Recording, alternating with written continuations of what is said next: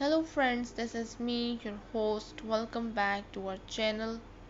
I hope you all are well and doing great. So today I'm back with another video to give a review on another books on another topic, as we have covering topics on crime thrilling stories, romantic stories, some books on mind and body and spirit and your soul, and some books on the peaceful world, environmentalist. So we are giving review on and trying to give review on every topic so you can get all the informations and you can decide which book you like the most. And if you wanted to buy any one of these best-selling books, you can visit our Amazon page and buy it from there. So today in this video we will talk about three books which are all about the crime, thrilling and mystical stories. So the first one which we're going to see today is A Death on Location by Reverend Richard. Introduction. Reverend Richard Coles has in recent years carved out an unexpected but welcome place in the world of British crime fiction. Already well known as a musician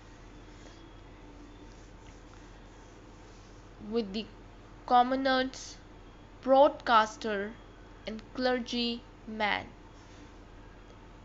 Coles has turned his hand to writing, producing a series of cozy mysteries.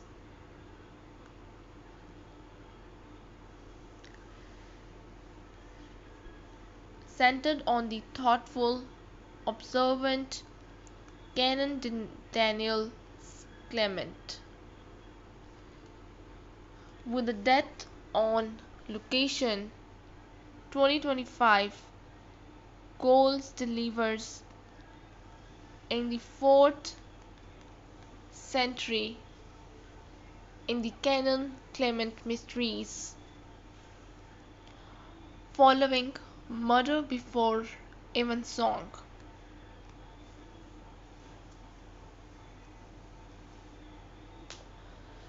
A Death in the Parish and Murder at the Monastery.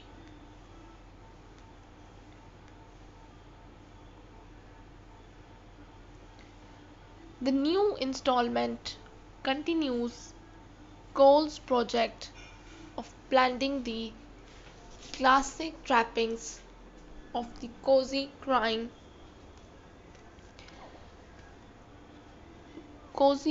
novel, small settings, village settings, and centering communities, a light touch with humor, with his own distinctive moral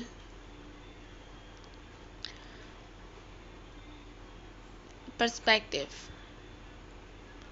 Unlike some purely physical, whimsical mysteries, Cole's books reflects his life as a priest.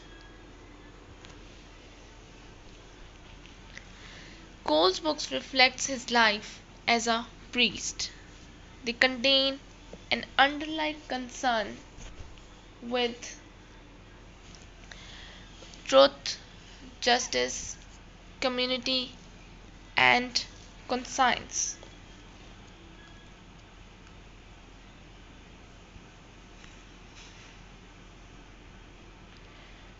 A Death on Location distinguishes itself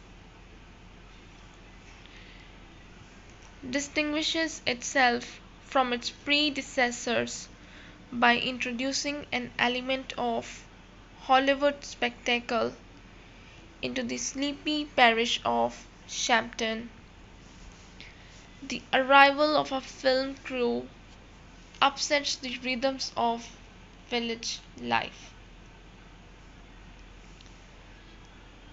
providing the stage not only for heightened comedy but also for a dramatic murder.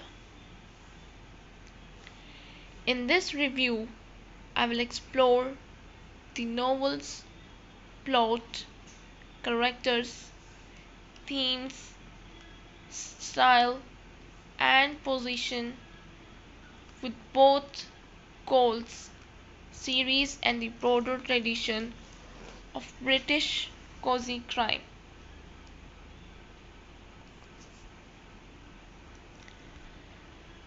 Plot walkthrough.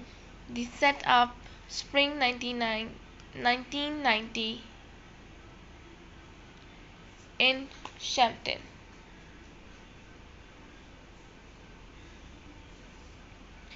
The novel is set in spring 1990,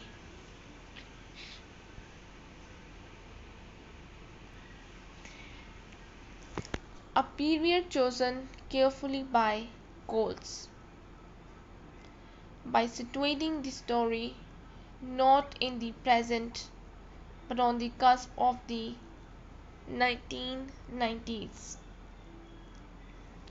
He creates a slightly nostalgic lens. Britain was then undergoing social and cultural shifts. Thatcher years were closing, globalization was accelerating, and mass media was changing. The nature of fame against the backdrop, the fictional parish of Champton continues its centuries-old routines until the farm crew arrives. Champton House, the great manor that looms over the village, is chosen as the site for a lavish historical masque.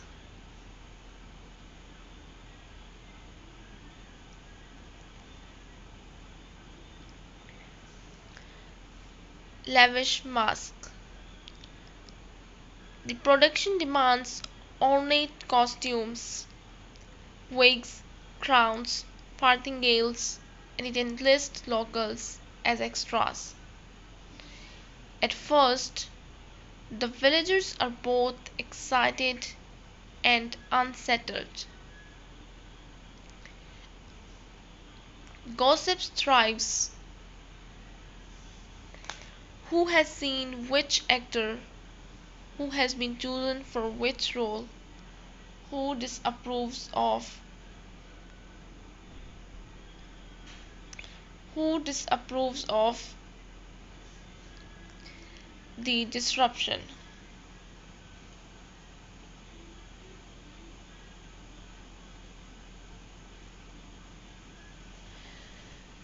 Canon Daniel Clement, the parish priest, observes with wry amusement.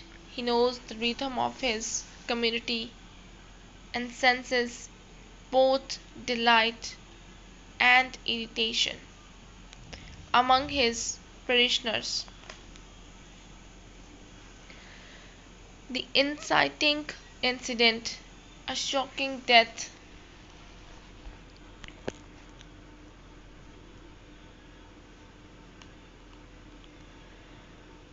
as the production continues, tension mounts. Hollywood ego clash with local sensibilities. Rivalries emerge both among the crew and between locals competing for attention. The masked man to walk the 1600s ironically becomes a stage for every modern dramas of vanity, jealousy, and resentment.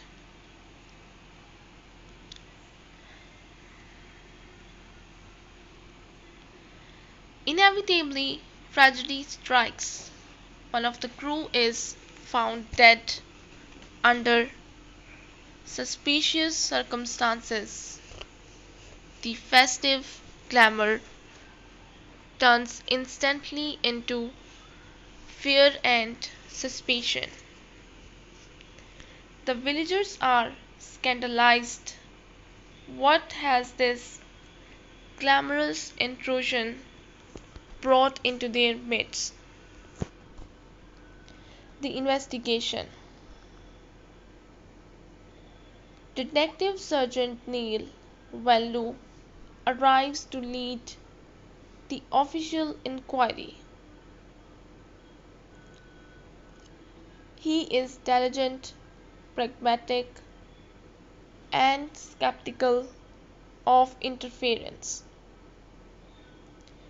Yet Daniel, with his keen eye for human behavior and his pastoral duty to his flock,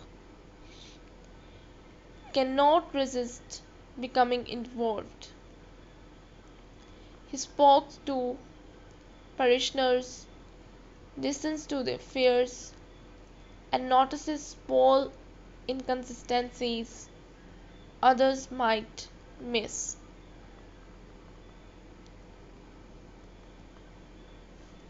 The investigation unfolds through a blend of clues, red herrings, and revelations. Suspects multiply. Was the killer motivated by jealousy, career, rivalry, financial gain, or something buried deeper in the past? Coles excels at weaving suspicion through both the villagers and outsiders, making the boundaries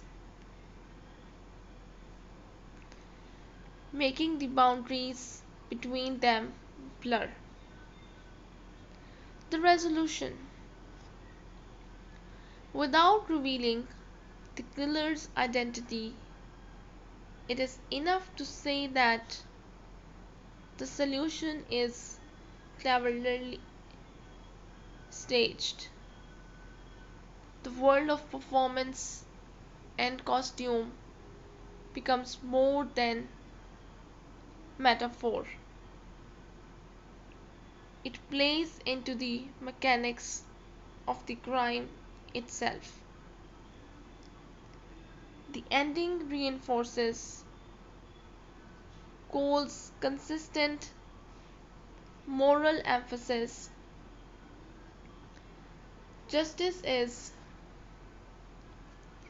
necessary, truth must come to light, but the aftermath is also about healing and restoring community. Characters. Canon Daniel Clement. Daniel is the moral and emotional center of the series.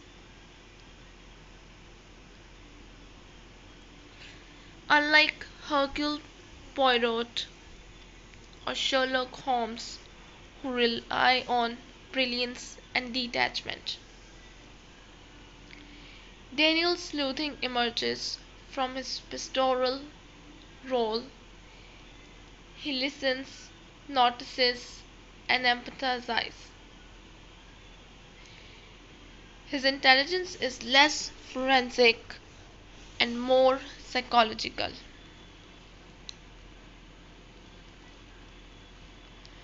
In a death on location, Daniel is tested not just by the murder but also by the presence of glamorous outsiders who embody a culture very different from his own.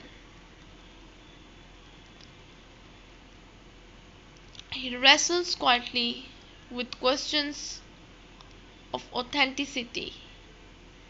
What is real and what is performance?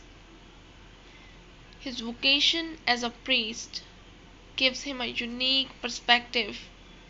He is attuned to confession, truth telling, and concealment.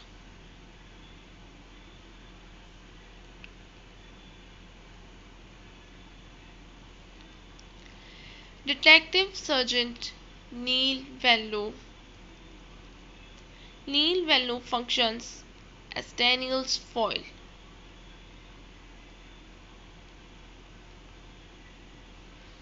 Grounded, pragmatic, and sometimes exasperated, he represents the professional side of policing. Their relationship is respectful but often tinged with irritation. Neil knows Daniel is not officially part of the investigation.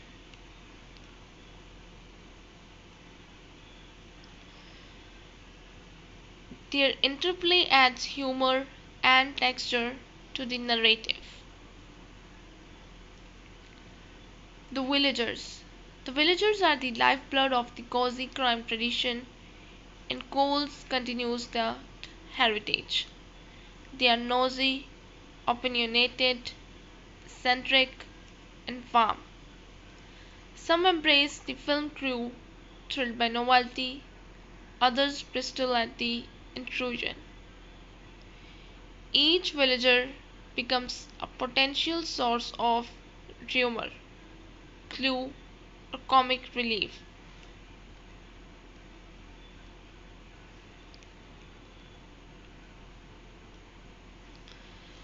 The Hollywood crew. The film crew characters embody vanity, ambition, and fragility. They bring with them secrets, rivalries, and pressures. The inclusion not only supplies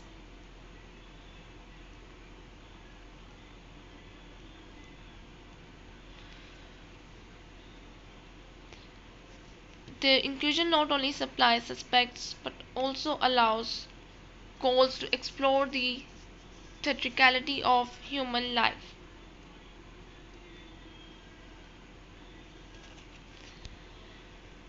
Just as actors wear costumes, so too do ordinary people wear masks of respectability, deference, or charm.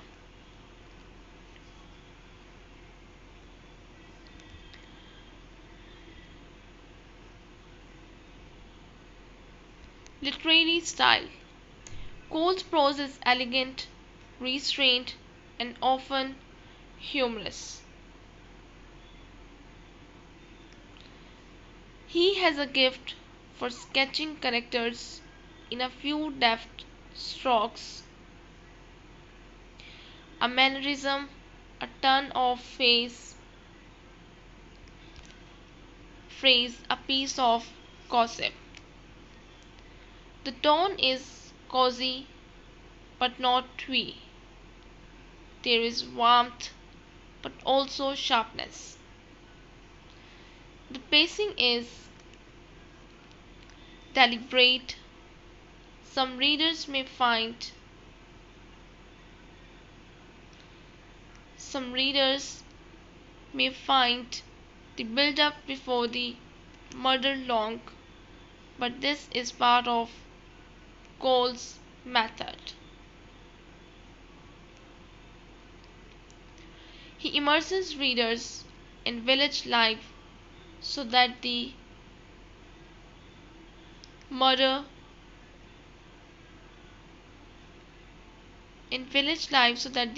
when it comes truly disrupts. The structure mirrors reality, life meanders, then crisis strikes. Symbolism is quietly woven in.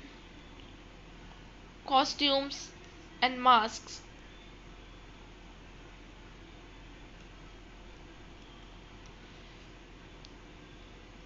Masks are not only props but also metaphors. The church setting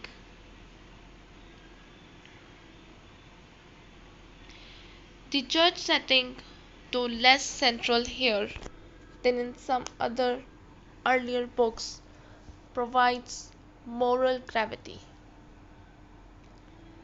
Conclusion: A death on location is both playful and profound.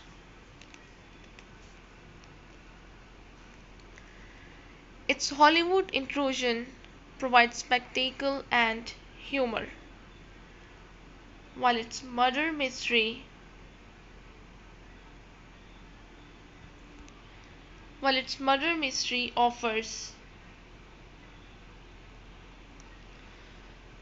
offer suspense and puzzle. Yet beneath the entertainment lies Cole's characteristic concern with truth, community, and morality.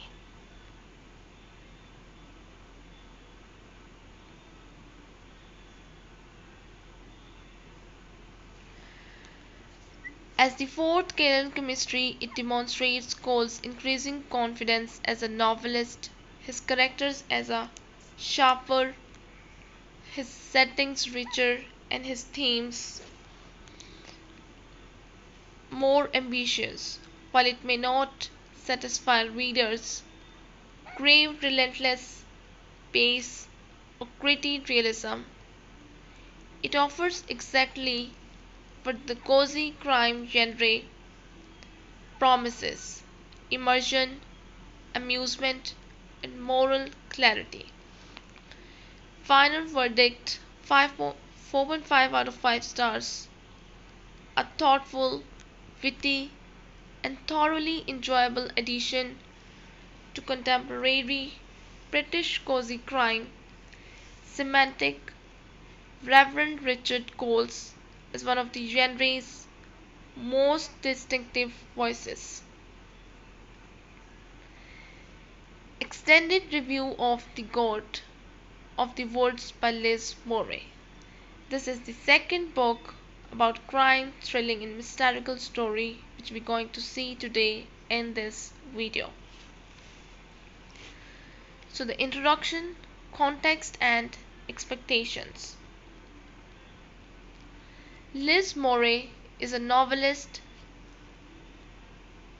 best known for Long Bright River 2020, a literary crime novel that explored the opioid epidemic in Philadelphia through the relationship of two sisters. That earlier work established Murray as a writer who blends genre conventions.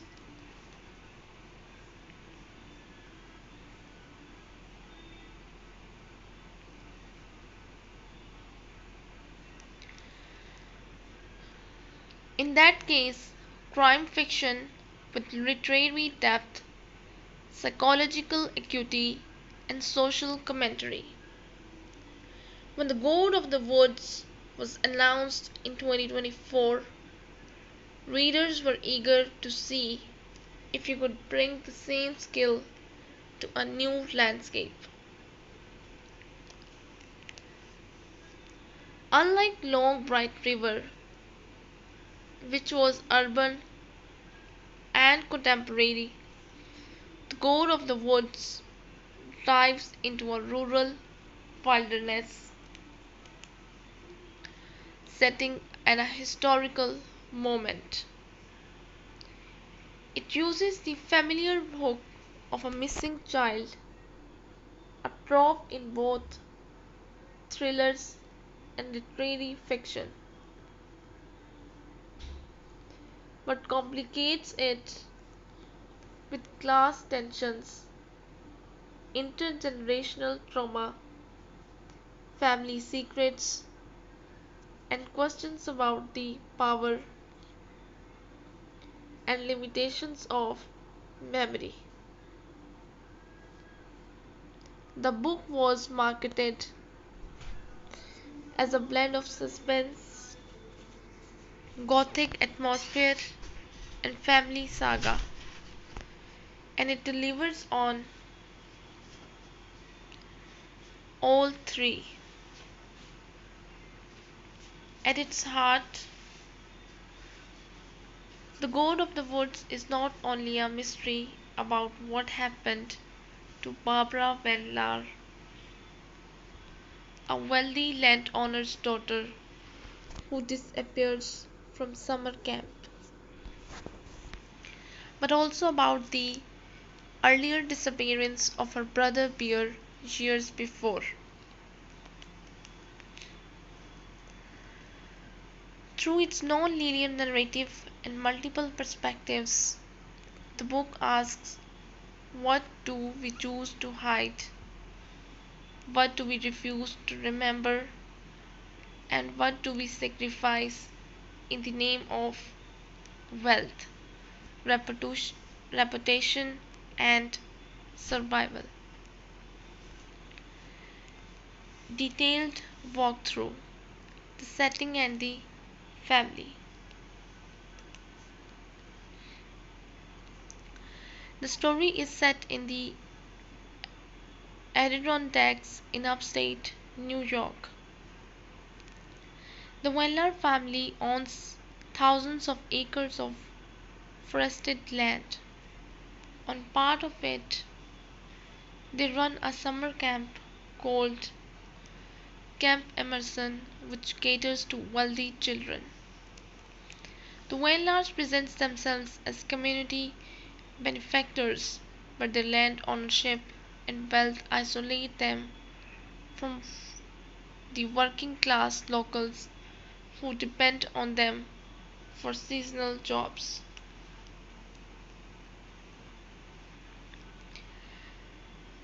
The family consists of Robert and Jean Van Laar, parents, wealthy, aloof, and deeply invested in appearances.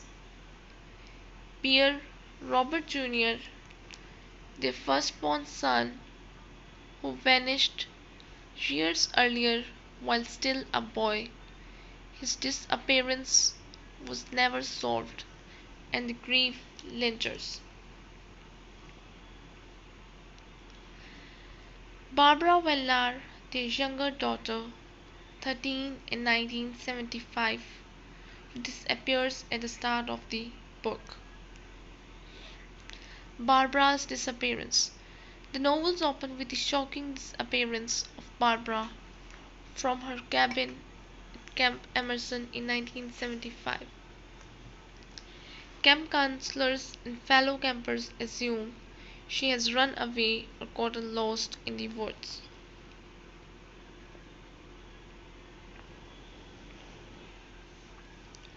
But given the family history, Bear also disappeared years ago. Suspicion quickly arises that something darker is at play. Barbara is portrayed as restless, intelligent, and increasingly frustrated by her family's rigidity. She has begun questioning the world around her, exploring the woods on her own, and hinting that she knows more about her family's past than they realize. This makes her disappearance especially ominous.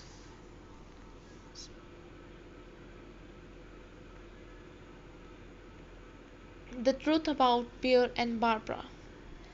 In the climax, it is revealed that Pierre's disappearance years earlier was not an accident. He had uncovered a dark secret about the family,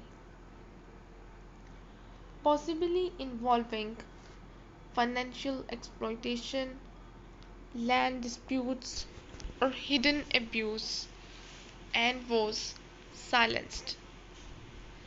The Van Laars covered it up, letting the woods swallow him. Barbara, years later, began retracing his steps.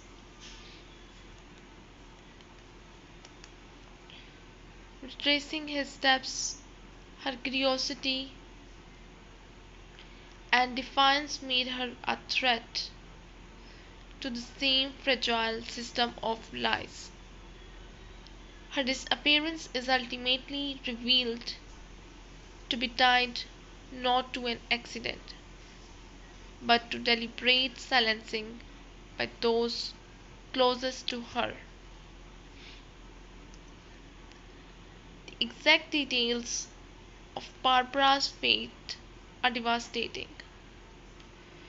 She is found dead, her body hidden in the woods. The tragedy is that she, like Bear, was sacrificed to protect the family's image.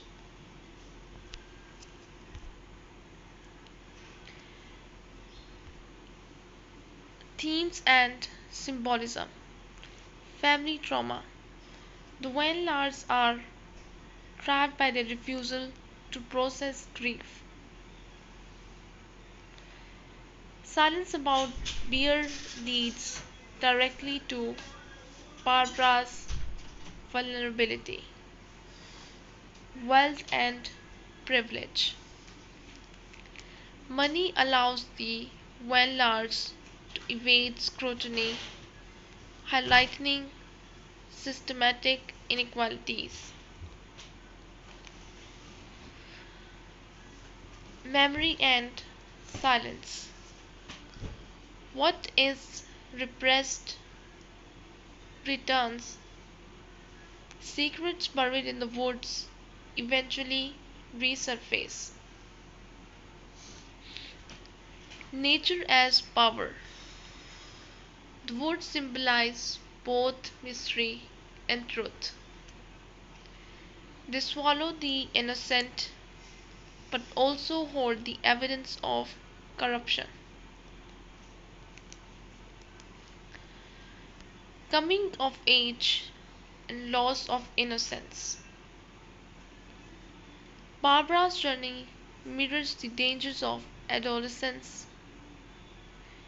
Curiosity met with punishment, innocence crushed by power. Narrative style and structure.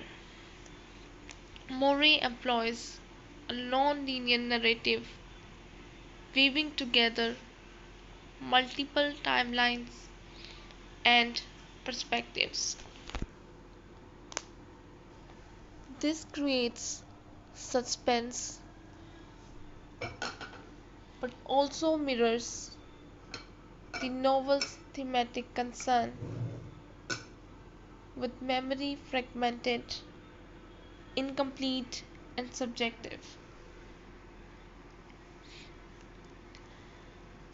Her prose is lush and atmospheric, emphasizing the sensory details of the woods, the sounds of leaves, the shadows of trees, the sense of being watched.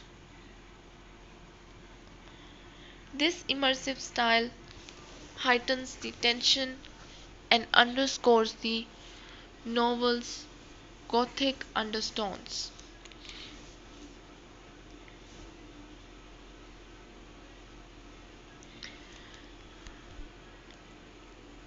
Strengths. Reception. Critics praise the novel's atmosphere, character depth, and social commentary.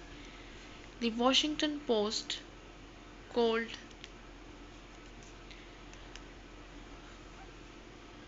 it chillingly astute about the invisible boundaries demarcating social class.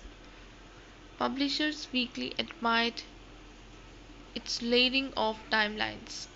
Some readers however, found it slow paced or overpopulated with characters. Strengths: powerful atmosphere, complex atmosphere, complex characters, thoughtful exploration of class and trauma, emotional resonance. Conclusion: The God of the Woods is not just a mystery novel but a meditation on silence, grief, and privilege. By entwining the disappearance of Pierre and Barbara, Moray shows how families can destroy themselves by refusing to confront truth. The novel's going gothic atmosphere, strong social critique, and emotional depth make it stand out as one of the most significant literary thrillers of 2024. It leaves us with haunting questions. What is the cost of silence? What do we lose when we value image over love? And can the truth ever be buried, even in the vastness of the woods? In the end, the woods, eternal, impartial, and immense, outlast all human lies. They are the god of the story, unforgiving, inscrutable, and absolute. The last one which we're going to see today in this video is The Secret of Secrets by Dan Brown. Introduction. Dan Brown's return to the big store, to the big stage. When Dan Brown first burst onto the global literary stage with the Da Vinci Code, he cemented himself as a writer who could turn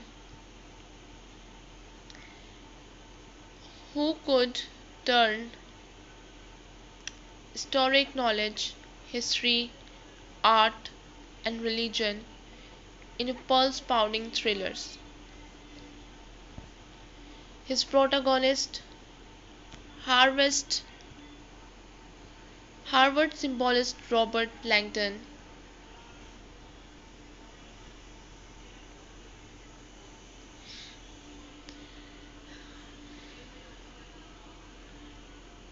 a blend of academic, detective, reluctant hero, and cultural guide. Across novels like Angels and Demons, The Lost Symbol, Inferno, and Origin, Brown has consistently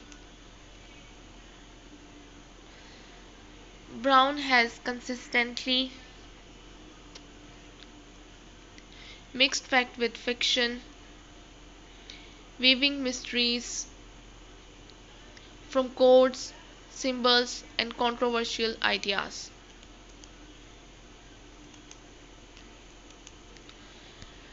With The Secret of Secrets 2025, Brown delivers what early critics have already called his most ambitious novel yet. At nearly 700 pages, the story spans Prague, London, and New York while tackling heady questions about human consciousness, the soul, and what happens after death. The stakes are higher than ever, not just a hidden treasure, but the very fabric of how humanity understands itself. This review will walk through novel's plot, characters, theme style, and critical reception, providing an extending analysis of how The Secret of Secrets fits into Brown's body of work and a modern thriller genre.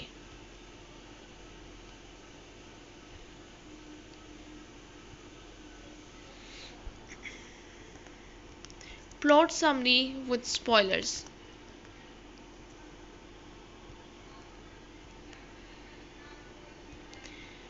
The story opens in Prague, a city rich with Gothic adventure, mysticism, and lore. Dr. Catherine Solomon, Langdon's longtime ally from the Lost Symbol, is preparing to deliver a groundbreaking lecture on consciousness studies.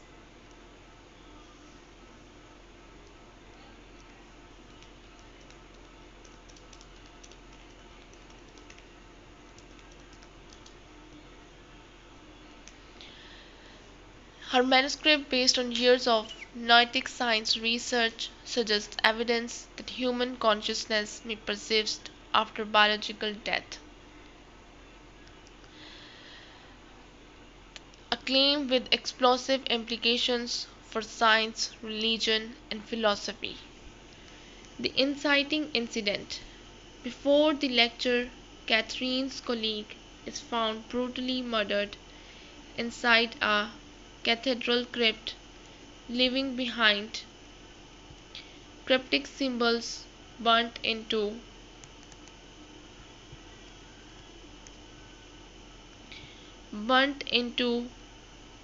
the stone walls.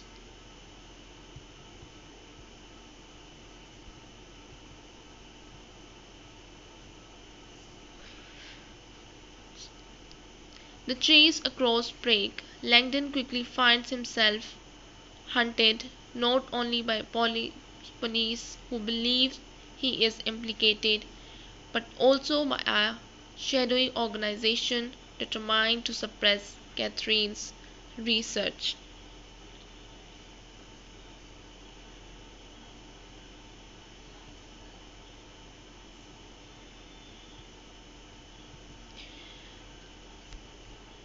The expansion to London and New York.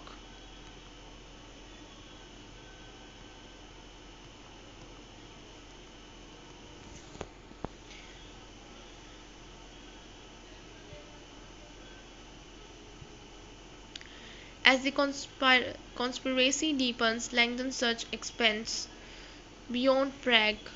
In London, he uncovers links between Catherine's research and suppressed experiments from Cold War era parapsychology.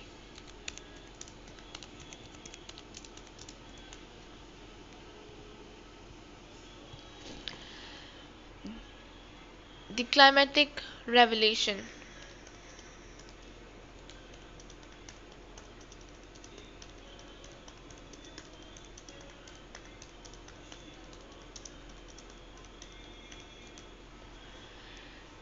The climax returns to Prague. Langdon and Catherine confront the antagonist beneath the old new synagogue. The secret of secrets is revealed.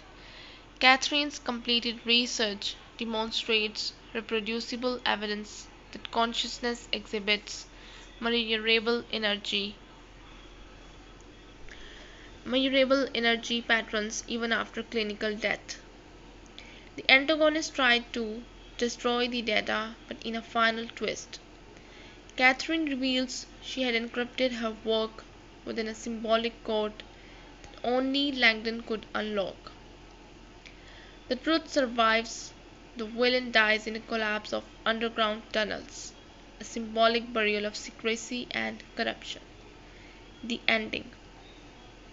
The novel closes with Catherine addressing the scientific community.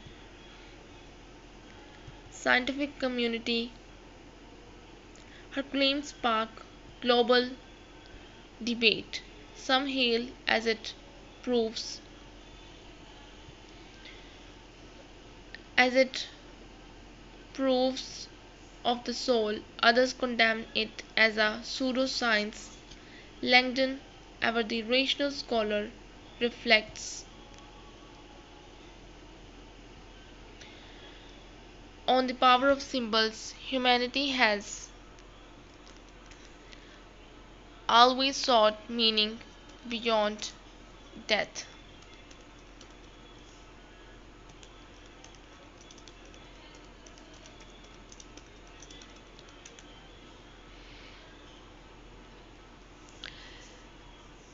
And perhaps science and myth are two languages describing the same mystery. Characters and development. Robert Langdon, as always, Langdon is the academic turned hero. Here he is less of an action figure and more of a guide between disciplines, bridging science, religion, and folklore. His skepticism tempers Catherine's bold claims, but he remains open to wonder. Dr. Catherine Solomon. Her return is one of the book's strengths, no longer a supporting character. She becomes central, intelligent, driven, and deeply empathetic. Catherine embodies the novel's theme of bridging science with spirituality. The antagonist, industrialist, secret order leader. Brown crafts him as both believable and symbolic, a man whose wealth and power depend on preventing disruptive truths. His motives are selfish yet grounded. If humanity believes in life after death, entire industries, governments, and religious hierarchies could collapse. Supporting cast. Prague locals, historians, scientists, and a mysterious archivist enrich the atmosphere. Though many fit Brown's typical mold of side characters who guide Langdon for a chapter or two before fading.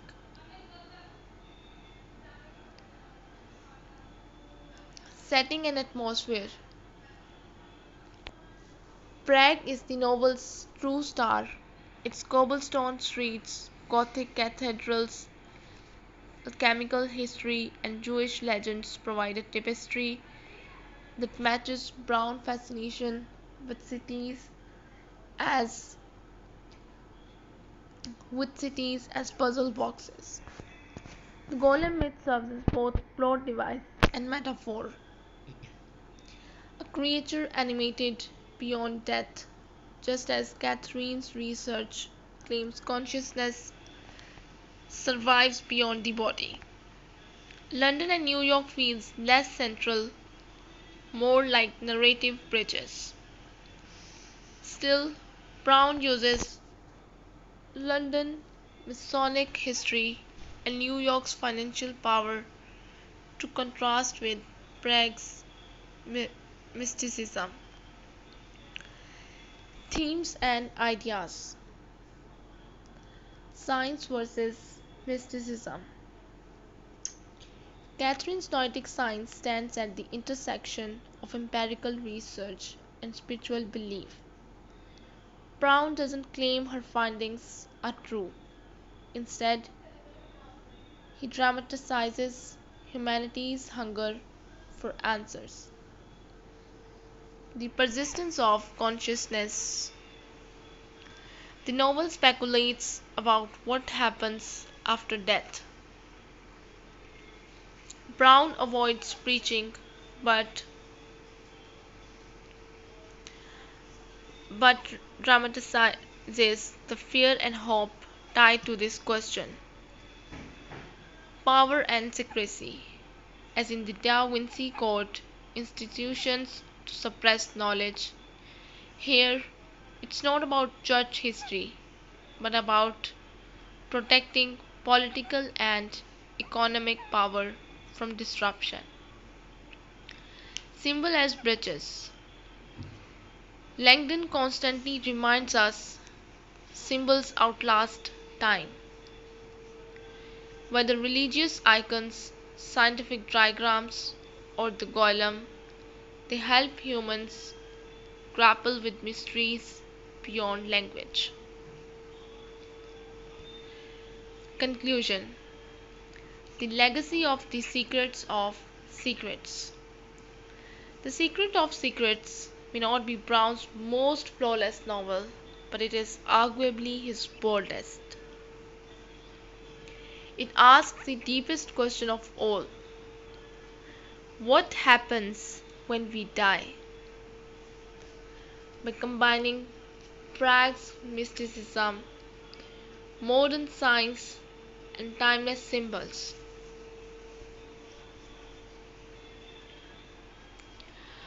Brown delivers a thriller that entertains while inviting readers to wrestle with mortality, belief, and hope. For long-time fans of Robert Langdon, it is a satisfying, if sometimes overstuffed, return. For the broader thriller landscape, it proves Dan Brown still has the ability to make esoteric ideas pulse with urgency. So this is all we have from these three crime thrilling mystical storybooks. I hope you guys enjoyed the stories. If you did, don't forget to press the like button, and if you wanted to buy any one of these best selling books, you can visit our Amazon page and buy it from there. I'll be back with another videos, and if you have any suggestions on which books you wanted to have a review on, you can tell me in the comment section, so I'll be back with those videos. Till then, just take care and goodbye.